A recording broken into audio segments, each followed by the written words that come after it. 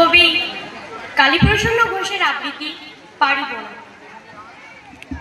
পারিব না এই কথাটি বলিও না, আর কেন পারিবে না তাহা ভাবো একবার। পাঁচজনে পারে যাহা, তুমিও পারিবে তাহা। একবার না পারিলে দেখো শতবার।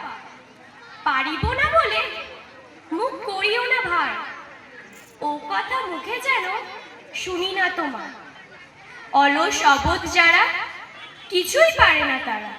তোমায় তো দেখি না গো তাদের আকার। তবে কেন পারিব না বলো বারবার।